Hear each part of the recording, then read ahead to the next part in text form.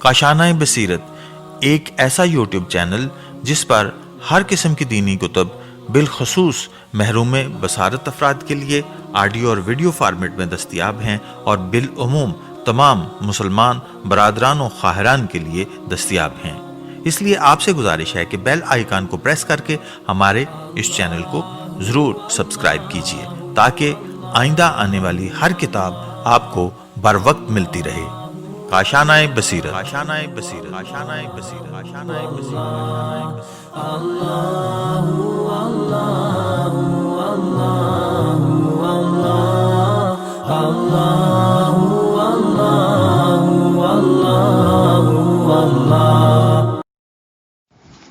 बिस्मिल्लाहिर्रहमानिर्रहीम। अस्सलामु अलैकुम। ये काशाना बसीरत का चैनल है और आप जो किताब समाअत फरमा रहे हैं इसका नाम है सुखानी। तरीका इस्लाह। इस्लाह का तरीका ये नहीं है कि हमारे उल्मा और दीनी इदारों की कोई अमूमी नौयत का माली इंतज़ाम ना हो और हर शख्स सिर्फ अपनी ज़ाती मेहनत से रोज़ी कमाए, और ना ही इस्लाह का तरीका ये है कि हमारे उल्मा भी मिस्र की तरह हुकूमत के मातहत हो जाए। इस्लाह का एक ही तरीका है और वो ये कि जो मौजूदा निज़ाम ही को बाकी बाकायदा और मुनज़्ज़म बनाया जाए। सहन इमाम की मौजूदा शक्ल कुछ ऐसी ही है कि जैसे हुकूमत मौल्लिमीन के माश के लिए कोई तालीमी टैक्स लगाए और खुद मौल्लिमों ही को इस काम के लिए मुकर्रर कर दे और वो ये टैक्स लोगों से बराह रास्त वसूल करें। हर मौल्लिम को इख्तियार हो कि वो जितनी चाहे रकम इकट्ठी करे, अलबत्ता ये इसकी इखलाकी जिम्मेदारी होगी कि वो अपनी ज़रूरियात से ज़ायद दूसरों को दे दे। जाहिर है कि अगर ये सूरत हो तो तालीम और तरबियत का नक्शा क्या होगा। इस सूरत में मौल्लिम बच्चों ही को वही तालीम देंगे जो उनके सरपरस्तों को पसंद हो, जो जाहिर है कि अवाम में से होंगे। इस तर्ज अमल से वो लोग आगे जाएंगे जो अवाम की मनपसंद बात कहकर इन्हें लुभाएंगे और दानिशमंद और इस्लाह तलब लोगों की कोई बात भी नहीं सुनेगा। रियाकारी, जमाना साजी, जाहिरदारी और हकीकत पोशी का बाजार गर्म हो जाएगा और वो तमाम अयूब व नकाइस रवाइज पा जाएंगे जिनसे किसी न किसी तरह अवाम में मकबूलियत हासिल की जा सके। इस तर्ज अमल का एक और नतीजा ये होगा कि मौल्लिम बच्चों के सरपरस्तों को अपनी असामी समझेगा और उनसे ज्यादा फायदा उठाने के लिए हर वो मुमकिन तदबीर काम में लाएगा जो एक कारखाने में मजदूर से और जिम्मेदारों से किसान से नाजायज फायदा उठाने के लिए काम में लाता है। इस तरह वो खराबियां भी पैदा हो जाएंगी जिनका ताल्लुक अवाम की तवज्जो जज्ब करने से है, जैसे रियाकारी, जाहिरदारी, हकीकत पोशी और गदा मसलकी। और वो खराबियां भी पैदा हो जाएंगी जिनका ताल्लुक दौलत की गैर मुनसफाना तकसीम से है, जैसे कीना, बॉक्स, नफ्सियाती उलझाव और कनूवियत। हमारी उल्मा के माली निज़ाम की शक्ल इस वक्त बाइना यही है और इसकी इस्लाह का फ़कत यही एक तरीका है कि इस निज़ाम को बाकायदा बनाया जाए, इसकी मुश्तरक फंड कायम किया जाए और हर रकम का इंदराज हो। हर मरकज में आमदो खर्च का बाकायदा हिसाब रखा जाए और उसका गोशवारा बनाया जाए। कोई आलिम बराह रास्त लोगों से अपनी माश वसूल ना करे। फंड की निगरानी दर्जा अव्वल के मुज्तहिदीन के हाथ में हो और हर शख्स उसकी खिदमत के तनासुब से इस फंड की रकम अदा की जाए। अगर ये काम हो जाए तो लोग भी अपने अकीदे की बिना पर खुलूस नियत से वाजिबुल अदा रकम अदा कर देंगे और उल्मा को भी अवाम के तसल्लुत और उनके पंजे से निजात मिल जाएगी। सारी खराबियां की जो वजह है वो उल्मा के बराह रास्त अवाम के हाथ से अपनी रोजी वसूल करते हैं और इसके मकसद के लिए उन्हें अपनी ज़ाती तौर पर मतियान से भी राब्ता कायम करना पड़ता है और उनकी खुशनुदी हासिल करनी पड़ती है। हर वो मरजाए तकलीद जिनकी एहतमाम अंसराम का मदार सहमे इमाम पर है, जिसको वो वसूल करके इल्मी इदारों को के तलबा को देते हैं, उनके लिए ज़रूरी है कि वो ज़ाती तौर पर मोमिनीन का एतमाद हासिल करें और उनसे रकम की तहसील करें। मौजूदा हालात में छोटे शहरों के उल्मा के लिए इसके सिवा कोई चारा कार ही नहीं कि वो रूहानियत के पेशे बनाकर मस्जिदों को अपने कारोबार का मरकज करार दें। अगर इस सूरत हाल की इस्लाह हो जाए तो फिर किसी को बराह रास्त लोगों से राब्ता कायम करने की जरूरत नहीं रहेगी। बुलंद पाया मराजा तकलीद आज़ाद हो जाएंगे। मसाजिद जो आजकल कमाई के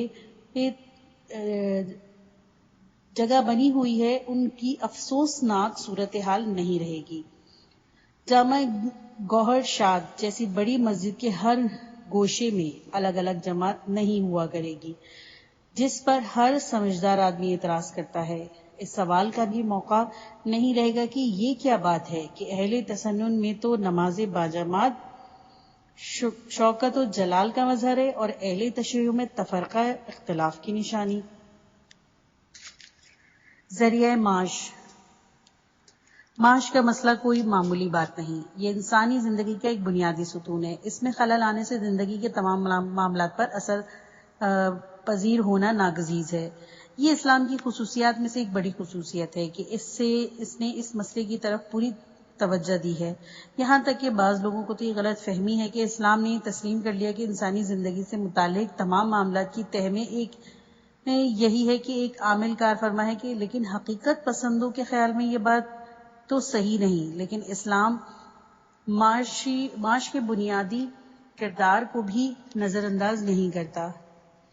اسلام معاشی اصلاح کی ہر چھوٹی بڑی معاشرتی تنظیم کے لیے ایک ضروری شرط قرار دیتا ہے، گو کہ صرف اسی ایک شرط کا وجود کافی نہیں سمجھتا۔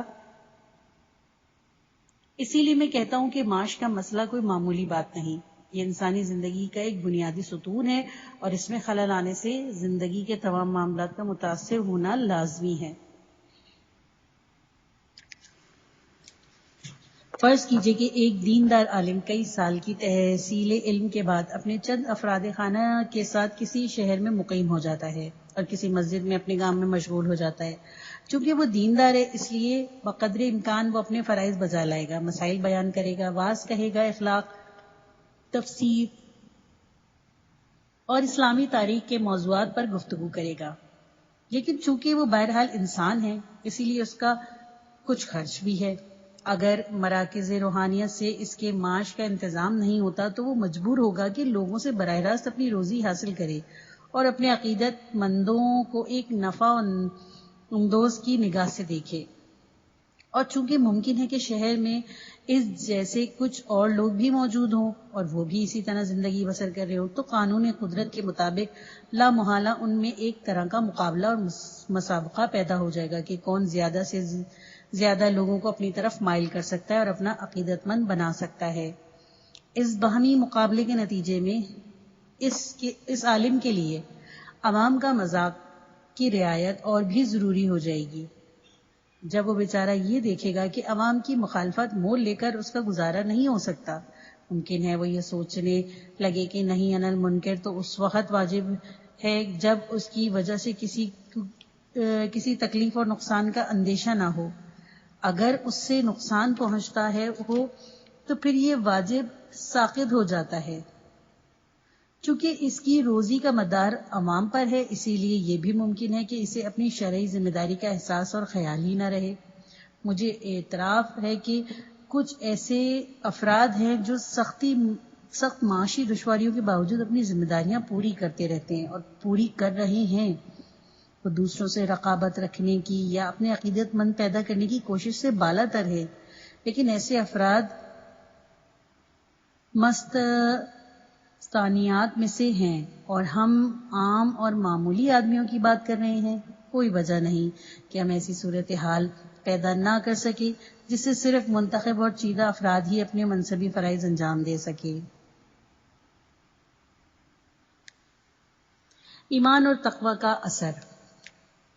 ممکن ہے کہ قارئین کا یہ خیال ہے کہ ہم نے ایمان و تقوی اور ان کے حیرت انگیز مناظر کو فراموش کر دیا ہے جو ماضی میں دیکھنے میں آئے ہیں اور مسائل کا جائزہ صرف معاشی جھروکے سے جھانک کر لیا۔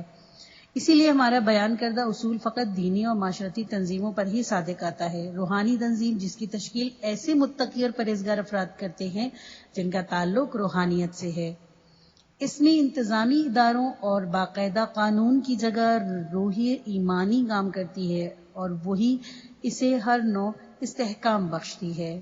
میں عرض کروں گا کہ یہ بات نہیں ہے۔ مجھے ایمان و تقوی کی حیرت انگیز اثر کا اعتراف ہے۔ ایمان و تقوی بہت سی مشکلات حل کر دیتے ہیں اور بہت سی استحکام بخشنے والی دوسری تدابیر کی جگہ بھی ضرور لے لیتے ہیں، مگر اتنی بڑی رقمیں اسی آزادی سے اور اس طرح بغیر کسی حساب کتاب کے اور آمد و خرچ کے گوشواروں کے کسی غیر روحانی تنظیم کے سپرد کر دی جائیں تو ظاہر ہے کیا حال ہوگا۔ حکومت کے محکموں میں باوجود اس کے کہ بڑے لمبے چوڑے انتظامی ادارے موجود ہیں، ذمہ داریاں معین ہیں، بے ضابطگی اور بدعنوانی پر سزائیں بھی دی جاتی ہیں، عدالتیں بھی موجود ہیں، حساب بھی آڈٹ ہوتے ہیں، لیکن ان سب انتظام کے باوجود ہم دیکھتے ہیں کہ آئے دن لاکھوں کے غبن مقدمات چلتے رہتے ہیں۔ یہ مذہب اور روحانیت ہی کی طاقت ہے جس نے حساب کتاب اور نظم نہ ہونے کے باوجود ہمارے دینی اداروں کی حفاظت کی ہے اور انہیں فنا ہونے سے محفوظ رکھا ہے۔ اس مقدس دینی ماحول میں مرحوم حاجی شیخ مرتضی انصاری جیسے مذہبی رہنما پیدا ہوئے ہیں جنہوں نے خود ان کے بقول اس طرح کے روپیے کو کپڑے دھونے کے ٹب کا گندا پانی تصور کیا ہے اور صرف انتہائی ضرورت میں اس سے بہت قلیل استفادہ کرتے رہے ہیں۔ علوم دینیا کے طلبہ میں ہمیشہ ایسے افراد رہے ہیں اور اب بھی ہیں جو بے مثال زہد و قناعت اور بے نفسی سے زندگی گزارتے ہیں اور اپنے اساتذہ، رفقائے درس اور نزدیک ترین دوستوں تک کو اپنی غربت کی خبر نہیں ہونے دیتے۔ ایسے ہی لوگ اس آیت کریمہ کا مصداق ہیں۔ یحسبهم الجاہل الاغنیاء من الطعوف۔ باقاعدگی اور انتظام کی قدر و قیمت۔ ہمیں اعتراف ہے کہ کوئی چیز ایمان و تقوی کی جگہ نہیں لے سکتی اور یہ کہ ایمان و تقوی سے بہت سی خامیوں کی تلافی ہو جاتی ہے، لیکن یہ بھی صحیح ہے صحیح نہیں کہ ہاں ایمان و تقوی ہی سب کچھ ہیں اور کسی چیز کی ضرورت ہی نہیں۔ ہر چیز کا اپنا اثر اور نتیجہ ہوتا ہے اور اسی نتیجے کی توقع رکھنی چاہیے۔ نہ مادی چیزیں غیر مادی چیزوں کی جگہ پر کر سکتی ہیں، نہ غیر مادی چیزیں مادی چیزوں کی۔ غیر مادی چیزیں بھی پوری طرح ایک دوسرے کی جگہ نہیں لے سکتی۔ مثلا نہ ایمان علم کی جگہ پر کر سکتا ہے اور نہ علم ایمان کی۔ نظم و ضبط اور انتظامی ادارے بھی انسانی زندگیوں میں ایک مقدس اصول کی حیثیت رکھتے ہیں۔ یہ تو درست ہے کہ ایمان اور روحانیت نے بے نظمی کی بہت سی خرابیاں دور کر دی ہیں، لیکن دوسری طرف یہ بھی یاد رکھنا چاہیے کہ بے نظمی اور علماء کی معاش سے متعلق انتظامی اداروں کی عدم موجودگی نے بڑے پیمانے پر ایمان اور روحانیت کو مجروح کیا ہے اور ماحول میں بگاڑ پیدا کر دیا ہے۔ افسوس کا مقام ہے کہ لوگ خود اپنی آنکھوں سے دیکھتے ہیں کہ بعض بزرگ مجتہدین کے بیٹے پوتے اور مصاحبین اس بے نظمی سے فائدہ اٹھا کر خمس کا روپیہ اس طرح اپنے تصرف میں لے لیتے ہیں کہ برسوں سے خوب عللے تللے سے خرچ کرتے رہتے ہیں اور پھر بھی ختم نہیں ہوتا۔ کبھی آپ نے سوچا ہے کہ ان واقعات سے عالم روحانیت کو کس قدر نقصان پہنچا اور پہنچ رہا ہے؟ ہمارے روحانی معاشرے کا ایک بڑا مسئلہ یہ ہے کہ کچھ ایسے نام نہاد مقتدر علماء کا وجود ہے جو کچھ خاص اداروں کے ساختوں پر داختہ ہے۔ انہی اداروں کی مدد سے انہیں طاقت اور اقتدار حاصل ہوتا ہے اور یہی ادارے انہیں مالی امداد بھی فراہم کرتے ہیں۔ یہ لوگ اپنی چالاکی سے یا لالچ دے کر یا کسی اور طرح سے کچھ اور لوگوں کو بھی اپنے ساتھ ملا لیتے ہیں اور پھر عملاً ہمیشہ ان اداروں کے مفاد میں اور مسلمانوں کے مفاد میں خلاف سرگرم عمل رہتے ہیں۔ میں نہیں چاہتا کہ ایسے پلید لوگوں کو اور ان کی وجہ سے جو خرابیاں پیدا ہو رہی ہیں ان کے بارے میں مزید بحث کروں۔ ہر شخص کم و بیش اس بات سے واقف ہے۔ یہاں صرف اتنا کہنا چاہتا ہوں کہ فساد کی جڑ کاٹنے کا اس کے سوا کوئی طریقہ نہیں کہ ہم اپنے روحانی اداروں کو باقاعدہ اور منظم بنائیں۔ وعظ و تبلیغ۔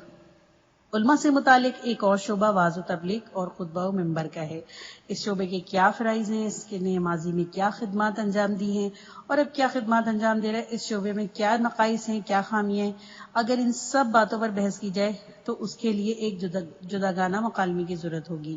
بہرحال جو نکات میں نے اب تک اٹھائے ہیں ان کی مناسبت سے اس قدر کہوں گا کہ وعظ و تبلیغ کا شعبہ ایک اور طرح کا عوام زدگی میں مبتلا ہے۔ خامی کا تعلق سیمی امام یا کسی اور مالی مدد سے نہیں، بلکہ اس بات سے ہے کہ اس کام نے باقاعدہ ایک پیشے اور کمائی کا ذریعہ کی شکل اختیار کر لی۔ بعض اجرت اور معاوضہ لے کر بعض کہتے ہیں، یعنی ہمارے یہاں ٹھیک اس بات کا دستور ہو گیا ہے کہ جس سے کہ تمام انبیاء کرام نے، جیسا کہ قرآن کریم میں متعدد جگہ آیا ہے، منع کیا ہے۔ چونکہ اس معاملے نے کاروبار کی شکل اختیار کر لی ہے، اسی لیے ظاہر ہے کہ طلب و رسد کے قانون کے مطابق وہی مال فروخت کے لیے پیش کیا جاتا ہے جس کی صارفین میں مانگ ہو۔ یہ بات کہ پیشہ ور واعظوں کا وعظ ہمیشہ اسلام اور مسلمانوں کے مفاد میں ہوتا ہے، صرف اس صورت میں تسلیم کی جا سکتی ہے کہ جب یہ مان لیا جائے اور کہ سب تاجر فقط وہی مال بازار میں لائیں گے جو گاہکوں کی مصلحت کے عین مطابق ہوگا۔ میں مانتا ہوں کہ اچھے اور صالح خطیب بھی ہمیشہ موجود رہے ہیں اور انہوں نے گراں بہا خدمات بھی انجام دی ہیں اور اب بھی دے رہے ہیں۔ میں اس کا بھی قائل نہیں کہ موجودہ صورتحال یکلق بدل دی جائے اور کوئی دوسرا طریقہ رائج کر دیا جائے، بلکہ میرا خیال تو یہ ہے کہ خود ہمارا روحانی نظام خطیبوں اور واعظوں کی ایک جماعت کو صحیح خطوط پر تربیت دے اور وہی ان کی معاش کا انتظام کرے، اور یہ واعظ و تبلیغ کا کوئی معاوضہ نہ لیں۔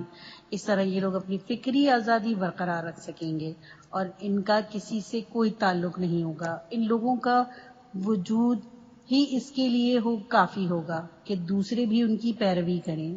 اس وقت وعظ و تبلیغ کا شعبہ بھی ہمارے روحانی نظام کی طرح آزادی رائے کی نعمت سے محروم ہے اور اسی لیے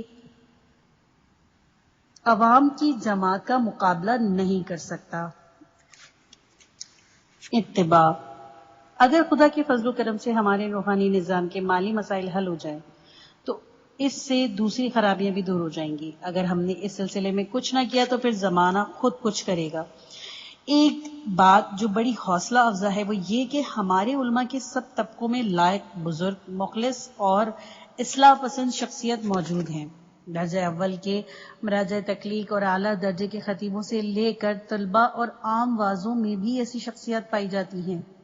میں نے اس مقالے میں جو کچھ کہا ہے، خدا نخواستہ اس کا یہ مطلب ہرگز نہیں کہ دوسرے طبقات کے مقابلے میں ہمارے علماء میں کوئی کمی یا خرابی ہے، بلکہ یہ مکالمہ خود اس کی دلیل ہے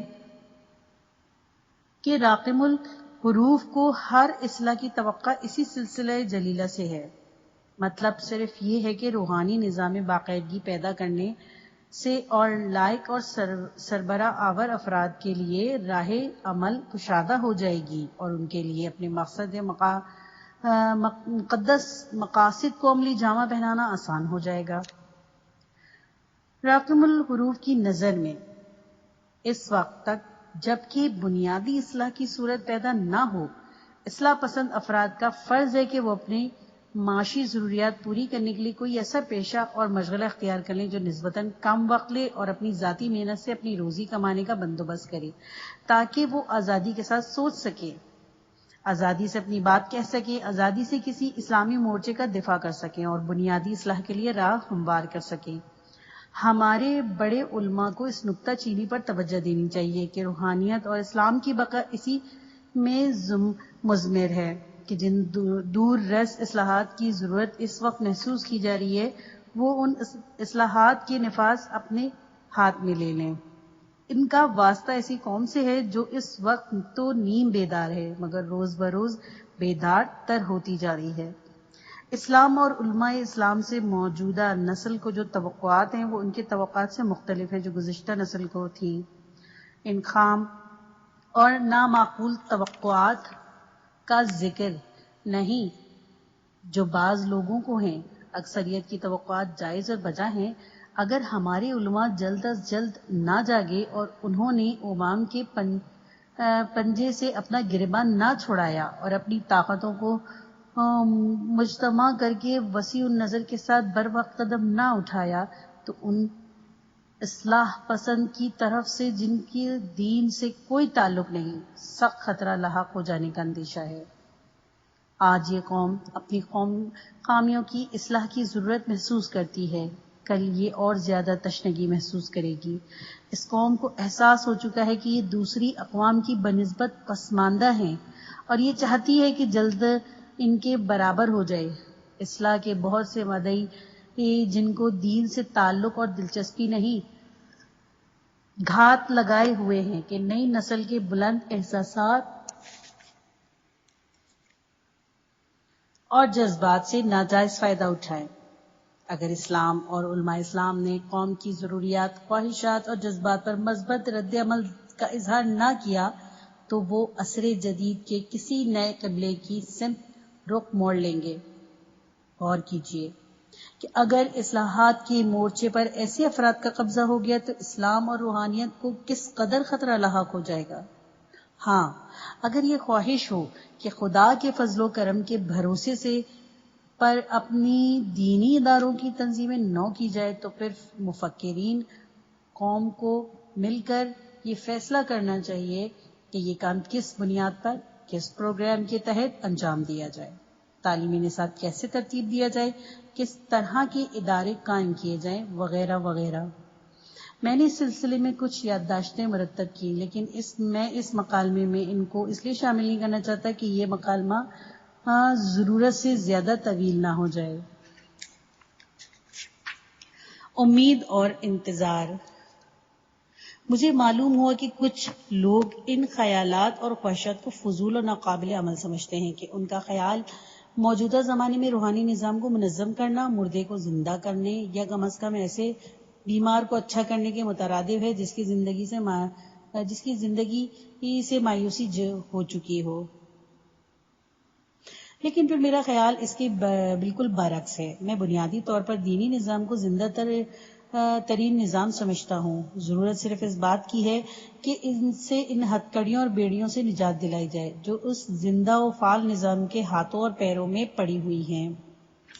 میں نے ہمیشہ کہا ہے اور اب بھی کہتا ہوں کہ ہمارے روحانی نظام کی مثال اس مفید اور کارآمد درخت کی سی ہے جسے کیڑا لگ رہا ہے۔ ہمیں اس کی حفاظت کرنی چاہیے اور اس کا روگ دور کرنا چاہیے۔ جو لوگ اس درخت کو بوسیدہ اور ناکارہ سمجھتے ہیں ان کا خیال 100% غلط اور گمراہ کن ہے، اور اس بات کی بے کنی ضروری ہے۔ میں ہمیشہ اس کا قائل ہوں کہ اسلام منہائے روحانیت کچھ نہیں۔ اگر اسلام سے روحانیت کو نکال دیا جائے تو وہ ایک سامراجی چیز بن کر رہ جائے گا۔ میرے نزدیک کوئی چیز ہمارے روحانی نظام کی جگہ نہیں لے سکتی۔ اسلامی علوم کے اصل اور انمول ماہر علماء دین ہی کے گروہ میں پائے جاتے ہیں۔ تنہا یہی وہ مقدس گروہ ہے جو تقوی، ایمان، اخلاص، جوش و جذبہ اور قربانی جیسے اوصاف سے متصف ہے، اور یہی وہ اوصاف ہیں جن پر ہماری ملت کی بقا کا دار و مدار ہے۔ اسلامی علوم و معارف کا جو وسیع مطالعہ میں نے کیا اور روحانیت سے وابستہ لائق شخصیات کے بارے میں جو مجھے معلومات ہیں، ان کے بنا پر میرا عقیدہ ہے کہ نہ صرف اس نظام کی اصلاح واجب اور ضروری ہے بلکہ میری رائے میں یہ عملاً بھی کچھ مستعباد نہیں، بلکہ مجھے امید ہے کہ یہ اصلاح عنقریب ضرور ہوگی۔